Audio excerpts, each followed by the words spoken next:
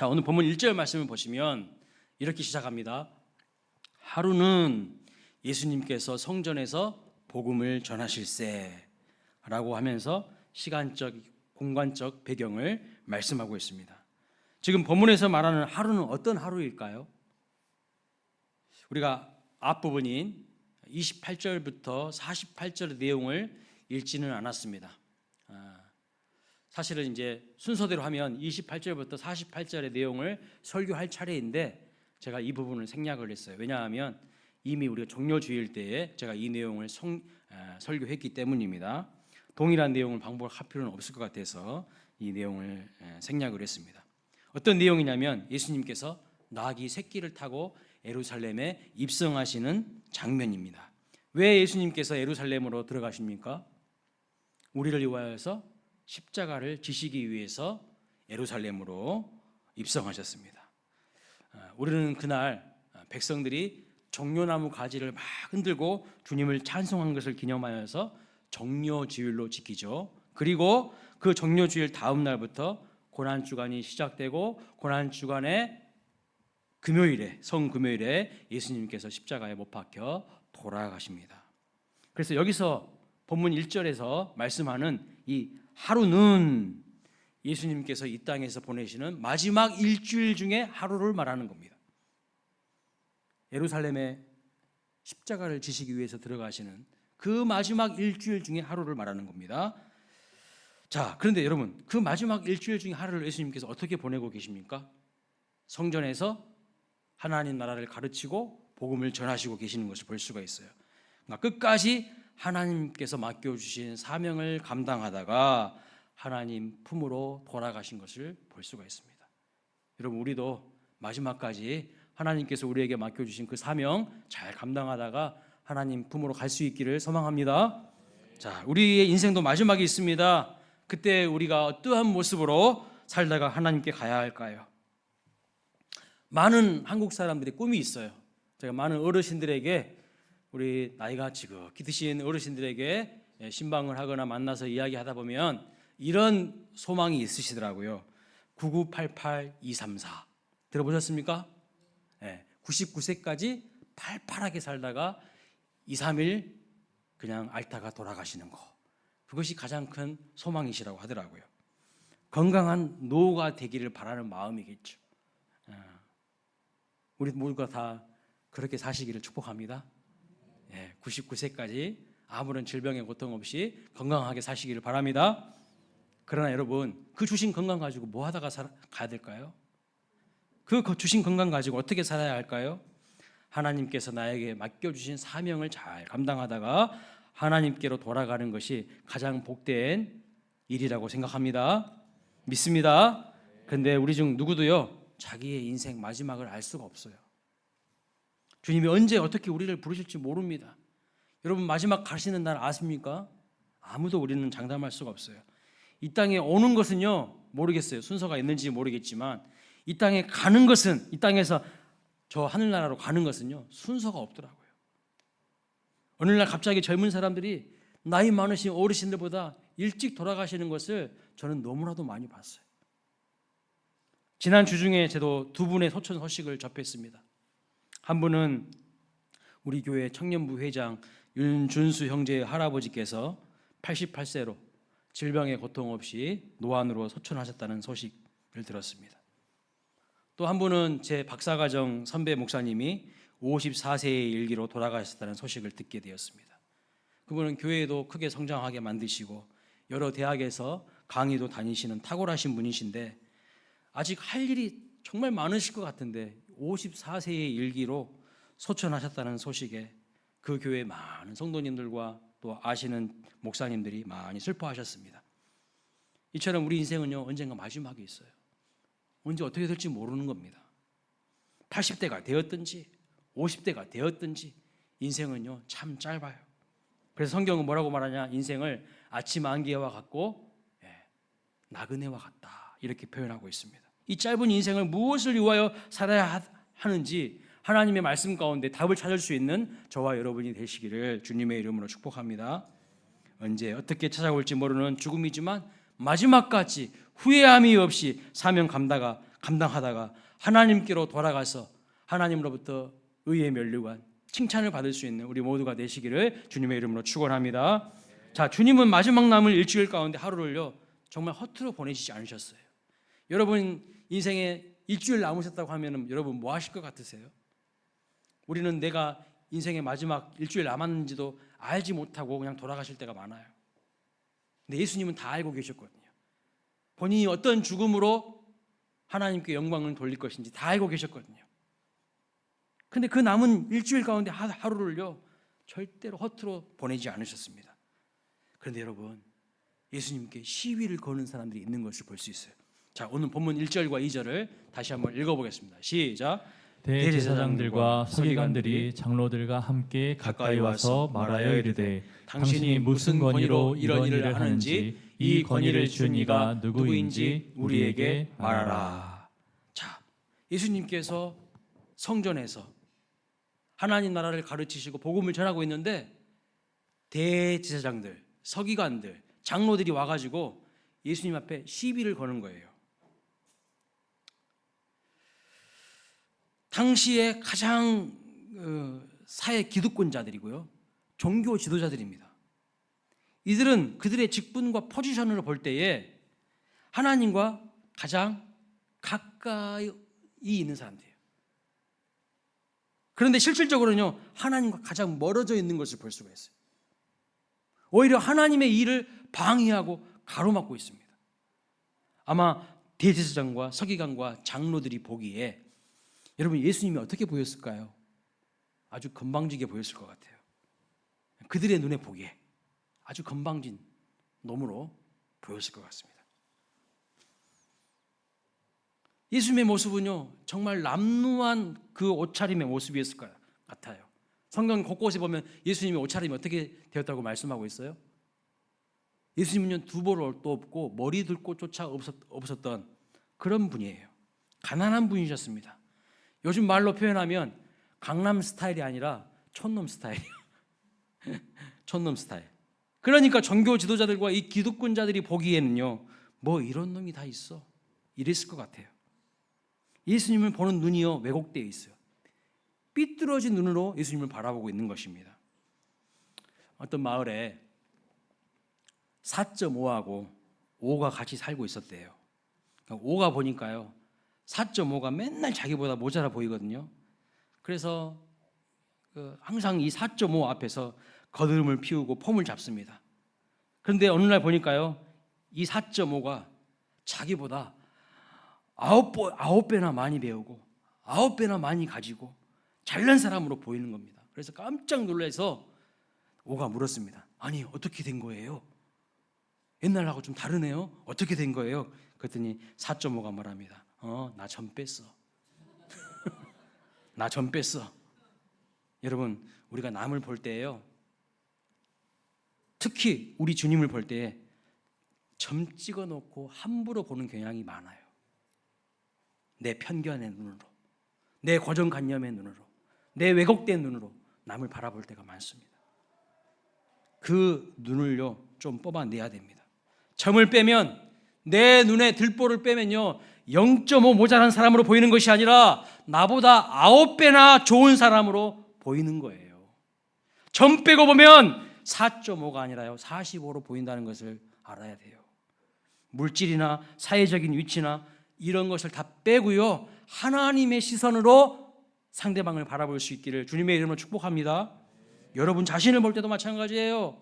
여러분 자신을 볼 때도 하나님이 여러분을 보시는 그 눈으로 여러분을 보셔야 됩니다. 다른 사람을 볼 때도 마찬가지입니다. 근데 오늘 우리는 어떻습니까? 온갖 왜곡된 세속에 물들어서 그 세속적인 관점으로 사람들을 바라보니까요 모자라게 보이는 것이고 부족하게 보이는 것이고 무시하게 되는 거 아니겠습니까? 이 지금 대제사장과 서기관과 장로들이 뭐 하고 있는 거예요? 예수님을 시비 걸고 있어요. 이런 촌놈이 와가지고 지금 뭐 하고 있는 거야? 이 본문의 종교 지도자들의 눈은요 삐딱한 눈으로 예수님을 보고 있는 것입니다. 원래 이들에게 그런 자리를 주신 이유가 뭡니까? 하나님 기뻐하신 일을 하라고 존귀한 자리를 주신 것인데 오히려 지금 주님의 일을 방해하고 있어요. 그런데 왜 이렇게 이들이 예수님께 지금 권위를 들먹이고 있을까요? 누가 너한테 이런 권위를 줬어? 이렇게 물어보고 있잖아요. 지금 이 성전 안에서 자기 자신들이 가장 권위가 있다고 생각하기 때문에 예수님 앞에 이런 질문을 하고 있는 겁니다. 그 당시 성전 안에서 이들이 예수님보다 권위가 있었어요. 비극인 거죠. 리차드 버크라는 사람이 쓴 갈매기의 꿈이라는 소설이 있습니다. 이 소설을 보면 주인공 갈매기 이름이 조나단인데요. 이 주인공 갈매기 조나단이 어느 계곡에서 독수리로부터 공격을 당합니다. 독수리가 갈매기를 쪼면서 막 쫓아내는 거예요. 도망가는 갈매기 조나단을 향해서 독수리가 이렇게 외칩니다. This is my sky. This is my sky. 무슨 뜻일까요? 여기는 내 하늘이야. 여기는 내 영역이야. 여기는 내 나와바리야. 오늘 본문을 보면서요, 이 독수리들이 생각났어요. 예수님을 향해서 네가 뭔데 내 영역에서 설치고 있어. 아주 기분 나쁘다는 식으로요, 예수님께 좀 시비를 걸고 있는 것을 볼 수 있습니다. 여러분, 성전은 어디일까요? 무엇일까요? 성전은 하나님의 집이죠. 하나님의 전인데 여기서요, 이 종교 지도자들이 This is my sky라고 여기는 내 영역이라고 외치고 있는 것입니다. 하나님의 아들인 예수님보다 이 사람들이 지금 더 큰 권위를 가지고 있어요. 그래서 주님 앞에서 소리치는 것입니다. 참 안타깝고 슬픈 현실이죠. 성전에서 예수님보다 자기들이 더 큰 권위를 가지고 있다고 생각하는 이들이 정말 교만한 마음으로 예수님께 따지듯이 무슨 권위로 네가 지금 여기서 이러고 있느냐 이야기를 하고 있다는 거예요. 오늘날도요, 예수님보다 교회에서 더 큰 권위를 가지고 더 큰 주장으로 교회를 좌지우지하는 사람들이 있어요. 어떤 교회는요, 목사님이 예수님보다 더 큰 권위를 가지고 있어요. 교회답지 못하고 타락하고 부패하고 변질된 교회입니다. 어떤 교회는요, 장로님들이 예수님보다 더 힘이 셉니다. 그런 교회 목사님들이 하는 말씀이 목회를 협력하고 도와주시라고 세웠는데 사사건건 목회를 못하도록 방해한다는 겁니다. 그래서 스트레스 받고 소화불량에 걸리고 심지어는 암에 걸리신 분도 있어요. 어떤 교회는요, 사모님들이 엄청난 권위를 가지고 있어요. 모든 일은 사모님을 통과해야 돼. 어떤 교회는요, 권사님들이 헤게모니를 쥐고 있어요. 어떤 교회는요, 한 집안과 가문이 가장 권위가 있어요. 그 교회 성도는요, 한 60명 되는데 그 집안이 한 40명이야. 그 가문을 아무도 못 건드립니다. 제가 지어낸 이야기가 아니라 실질적으로 지금 벌어지고 있는 그런 교회의 모습들이에요. 예수님보다 더 큰 권위를 가지고 있는 사람이 있고 가문이 있고 심지어는 부서가 있어요. 어떤 교회는요, 특정 부서가 제일 파워가 세요. 청년부가, 청소년부가, 성가대가, 찬양팀이 예수님보다 위에 앉아 있어요. 그래서요, 아무도 건드리지 못해요. 뭐 하나 바꾸려고 하면요, 난리 납니다. 바꾸지를 못해요. 그래서 교회가 계속 쇠퇴해져 가는 거예요. 교회가 다 사람들이 떠나는 거예요. 자기 부서 제일주의로 똘똘 뭉쳐서 다른 부서는요, 무시하고 견제해요. 이런 교회들이 여러분 제대로 된 교회일까요? 지금 예수님 당시에도 성전에서 대제사장과 서기관과 장로들이 예수님보다 더 권위를 앞세워서 네가 뭔데 여기서 말씀을 전하고 있어. 이 촌놈 주제. 여러분, 오늘 종교개혁주의이기도 합니다. 종교개혁자 칼빈과 루터가 뭘 개혁한 것입니까? 교회의 주인은 예수 그리스도이지 사람이 아니라는 거예요. 교회는 말씀의 기초 위에 세워져야 되는 것이지 사람의 철학이나 경험이나 감정 위에 세워져서는 안 된다는 겁니다. 그러나 중세 카톨릭은요, 교회의 주인이 사람이었고 하나님의 말씀보다 사람들의 전통과 규례가 경험이 더 말씀보다 권위가 있었어요. 그래서 중세 천년을 뭐라고 합니까? 암흑기라고 하는 거예요. 암흑기. 전 유럽을요, 로마 카톨릭이 지배했지만 그 당시 시대는 암흑천지가 되고 맙니다. 예수님보다 더 큰 권위를 가진 어떠한 개인도, 어떠한 부서도, 어떠한 집안도 그 어떤 것도 있어서는 안 돼요. 그 예수님의 말씀 앞에 순종할 수 있는 우리 모두가 되시기를 주님의 이름으로 축복합니다.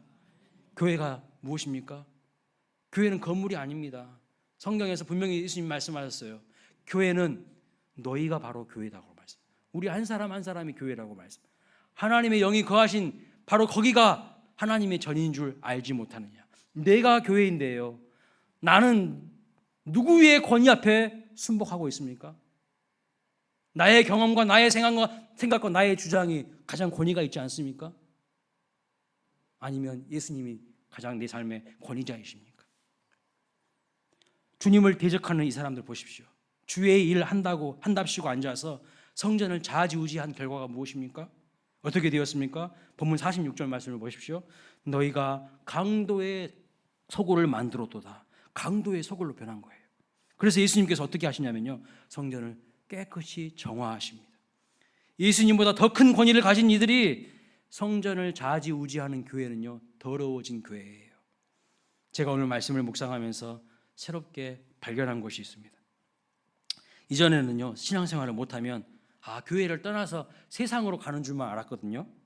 근데 그게 아니더라고요. 신앙생활을 잘못하면 오늘 본문에 나온 종교 지도자들처럼요, 교회를 떠나서 세상으로 가버리는 것이 아니라 교회를요, 세상처럼 만들어버리더라고요. 교회를 세상처럼 만드는 거예요. 성전을 광도의 소굴로 만들어버리는 사람들이 있다는 겁니다. 우리가 주의 교회를 더럽히는 자들이 되지 않기를 원합니다.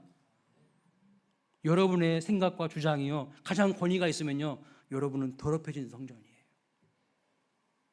오늘 본문을 보면서 참 안타깝고 슬픈 것은 하나님의 일을 한다는 사람들이 주님을 방해하는 것도 슬프고 그 장소가 성전인 것도 정말 안타깝지만 가장 충격적인 것이 무엇일까요? 예수님의 말씀을 들은 직후에 이들이 시비를 걸고 있다는 것입니다. 여러분, 예수님께서 설교하셨어요. 예수님의 말씀이 얼마나 탁월한 설교이십니까? 저 같은 사람의 설교와는 비교도 되지 않을 만큼 탁월한 설교예요.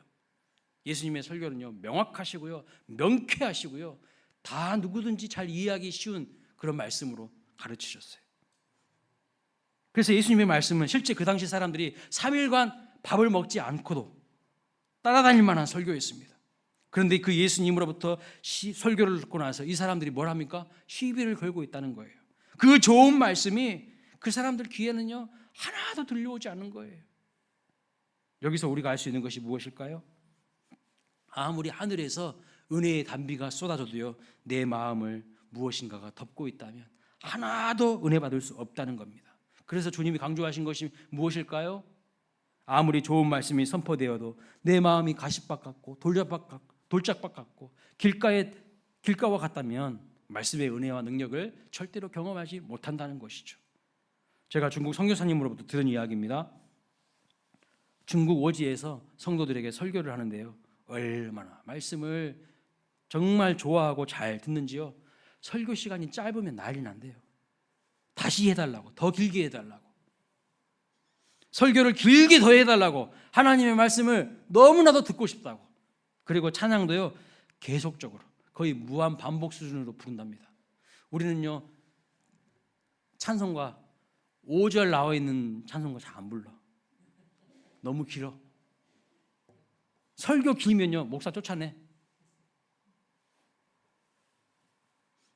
그래서 이 선교사님이 한국에 와서 어느 교회에 가서 설교를 하셨어요.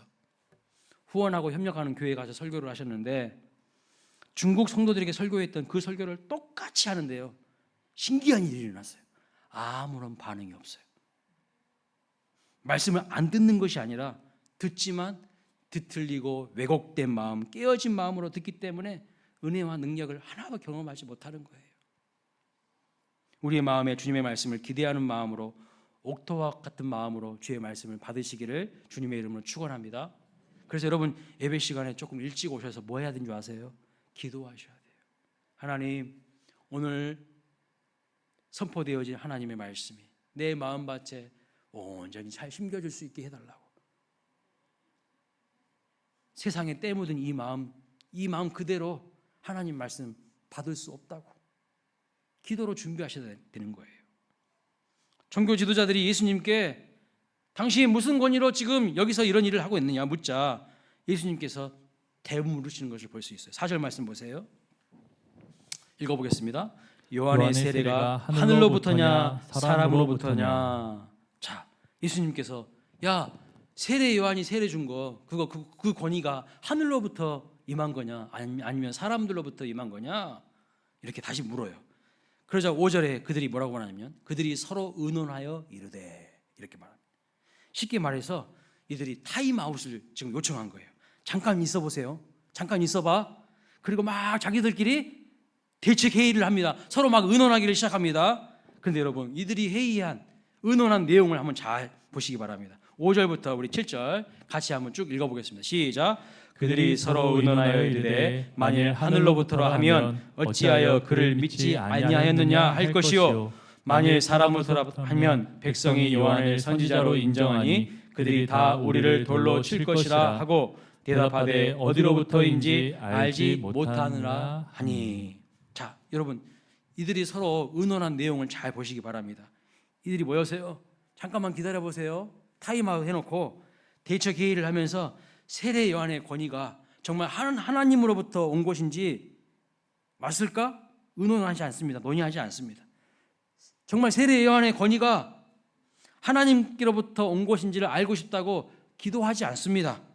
대신 무엇을 논의합니까? 어떻게 대답해야 사람들이 어떻게 반응하는지를 논의하고 있어요. 그렇죠?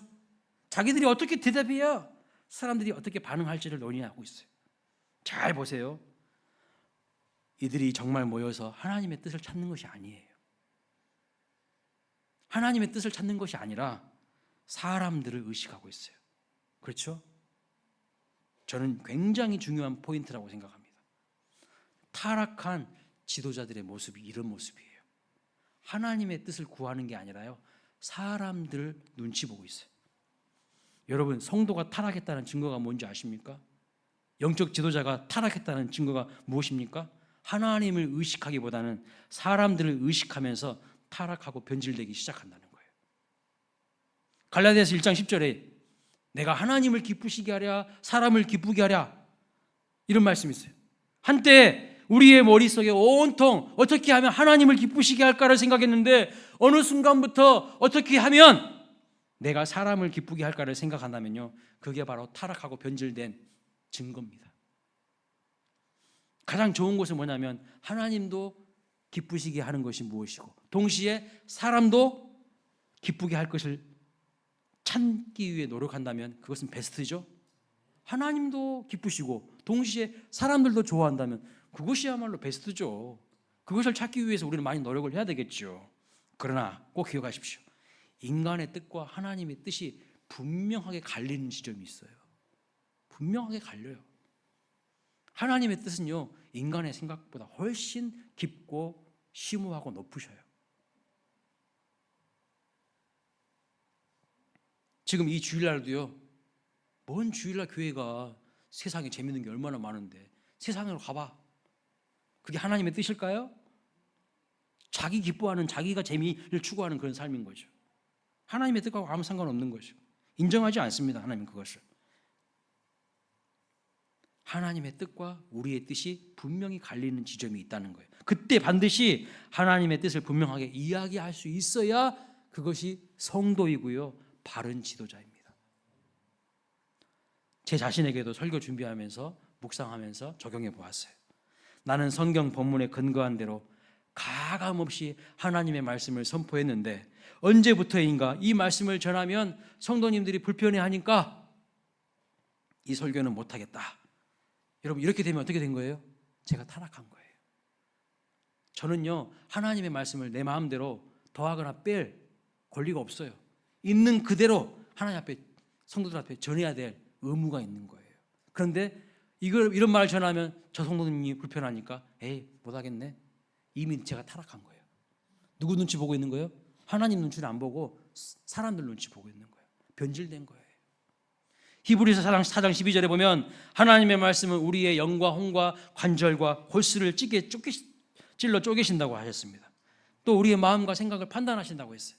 디모데후서 3장 16절에는 하나님의 말씀은 교훈과 책망과 바르게 함과 의로 교육하기에 유익하다고 말씀하고 있어요.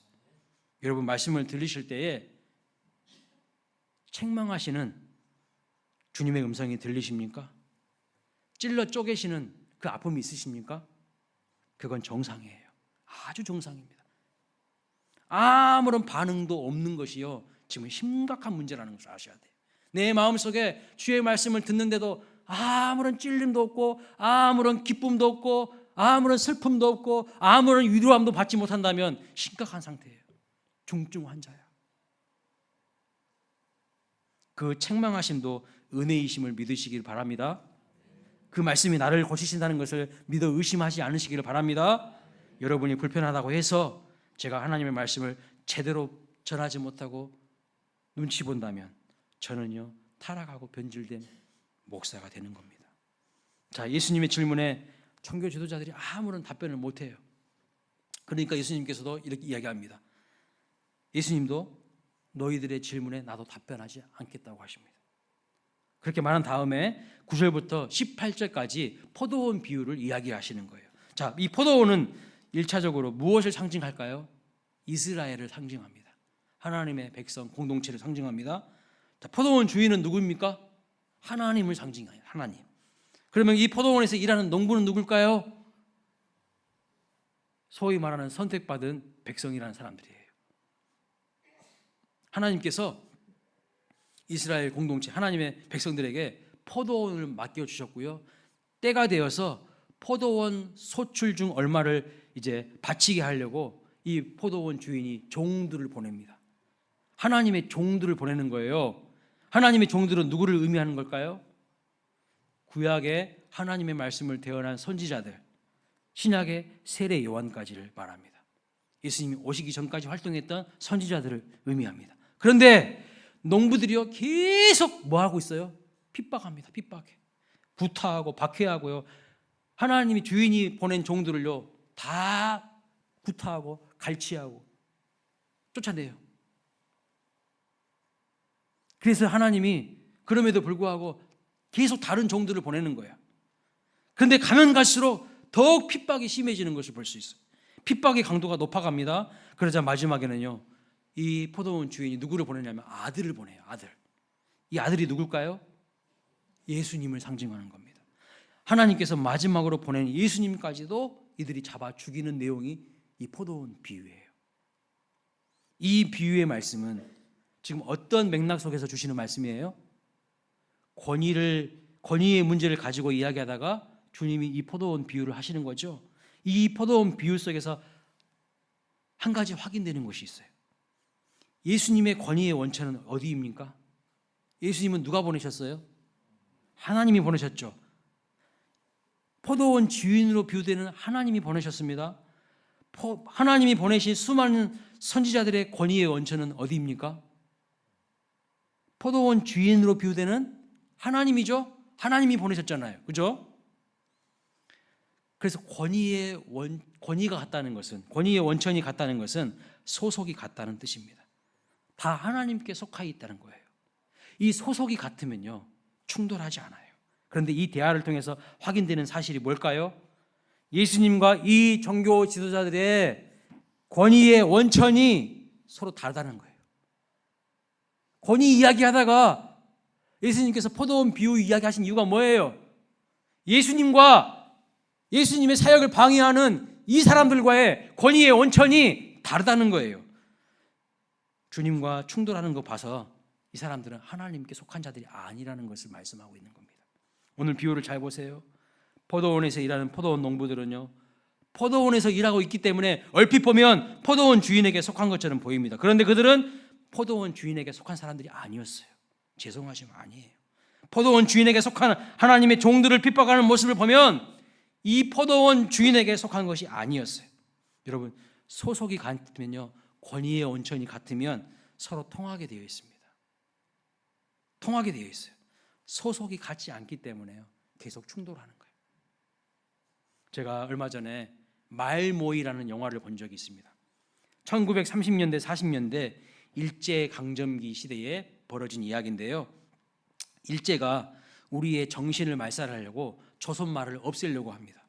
조선말을 못하게 합니다. 그런데 이 영화 속에서 조선 어학회에 속한 사람들이요, 우리나라 말이 없어질까 봐 막 사전을 만들고 조선말을 지키려고 눈물겹게 노력하는 모습이 나옵니다. 그 영화를 보면서 제 마음이 찡했어요. 한 70년 전, 80년 전 이야기인데 마음이 찡했어요. 왜냐하면요, 통하거든. 통해. 마음과 마음이 통해. 이신전심이야. 왜 그럴까요? 저는 한국인이기 때문입니다. 그런데 여러분, 그 영화를 보면서 놀라운 것을 알았어요. 동시대를 살지만 같은 한국인이기 때문에 동시대를 살지만 친일파이기 때문에요, 통하지 않는 사람이 있어요. 영화 속에 등장하는 친일파 아버지와 조선 어학회 활동을 하는 아들은요, 서로 통하지 않아요. 동시대를 살지만도 통하지 않아요. 왜 그럴까요? 소속이 다르기 때문이에요. 친일파잖아, 친일파. 속한 것이 다르면 이렇게 충돌하게 되어 있다는 거예요. 사랑하는 성도 여러분, 오늘 본문을 보니까요, 하늘에 속한 주님과 하늘에 속한 것처럼 보이냐, 실제로는 하늘에 속하지 않고 세상에 속해 있는 이 종교 지도자들이 서로 충돌하는 모습을 보게 됩니다. 포도원에서 일하고 있어가지고 마치 포도원 주인에게 속한 것처럼 보이지만요, 사실은 포도원 주인에게 속한 사람이 아니라는 거예요. 여러분, 우리도 점검해야 돼요. 나는 정말 누구에게 속해 있습니까? 어느 곳에 속해 있는지 점검해야 됩니다. 이들은 주님께 속한 사람들이 아니었어요. 그럼에도 불구하고요, 주님이 계속 종들을 보내시잖아요. 근데 그때마다 막 다 구타하고 때리고 있는 것까지 다 빼앗아요. 그리고 쫓아내. 근데 우리 주님은 어떻게 하십니까? 포도원 주인이 되신 우리 하나님 어떻게 하십니까? 계속 종들을 보내는 거예요. 끊임없이. 그리고 마침내 누구까지 보내요? 자기 아들이신 예수님까지 보내는 거예요. 기회를 주는 거예요. 돌아올 기회를. 하나님께 속할 기회를 주시는 거예요. 그럼에도 정신 못 차립니다. 그래서 끝까지 하나님의 일을 방해하다가 예수님까지 죽이는 이런 사람들의 모습을 볼 수가 있는 거예요. 이들은 주님께 속한 사람들이 아니었어요. 실제로 이미 예수님이 이들이 어디에 속해 있는지 말씀해 주십니다. 요한복음 8장 42절 44절 말씀 보겠습니다. 42절 읽어볼까요? 시작. 예수께서 이르시되 하나님이 너희 아버지였으면 너희가 나를 사랑하였으리니 이는 내가 하나님께로부터 나와서 왔음이라. 나는 스스로 온 것이 아니요 아버지께서 나를 보내신 것이니라. 여기서 말씀 보세요. 하나님이 너희 아버지였으면 너희가 나를 뭐 했다고요? 사랑하였으리니. 하나님께 속한 자였다면 너희가 나를 이렇게 대할 수 없어. 사랑하였으리니. 자, 44절 말씀 읽어보겠습니다. 시작. 너희는 너희 아비 마귀에게서 났으니 너희 아비의 욕심대로 너희도 행하고자 하느니라. 지금 종교 지도자들에게 예수님 하신 말씀. 너희는 너희 아비 마귀에게 속했다는 거예요. 그러니까 예수님을 핍박해요. 주님이 보낸 종들을 핍박해요. 포도원에서 일하고 있기에 포도원 주인에게 속한 것처럼 보이지만 사실은 포도원 주인에게 속한 사람이 아니에요. 그래서 하나님의 일을요, 사사건건 방해합니다. 포도원 주인이 보낸 종들과 아들을 때리고 핍박하고 죽이는 사람들인 거예요. 사랑하는 여러분, 오늘 우리는 어디에 속해 있습니까? 누구에게 속해 있습니까? 오늘 내 삶의 가장 큰 권위자는 누구십니까? 종교개혁주의를 맞이하여서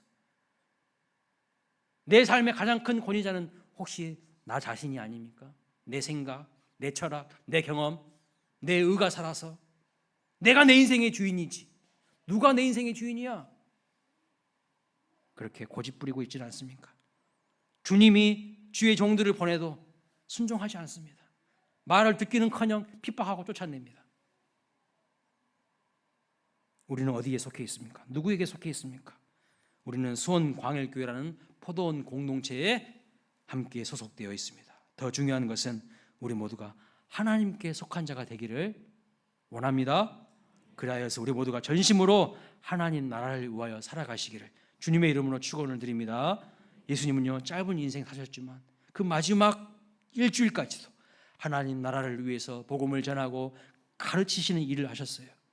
우리도 언제 어떻게 부름을 받을지 모르지만 하나님께 속한 자가 되어서 전심으로 맡겨진 소명과 사명을 감당하시기를 주님의 이름으로 축원을 드립니다. 아멘.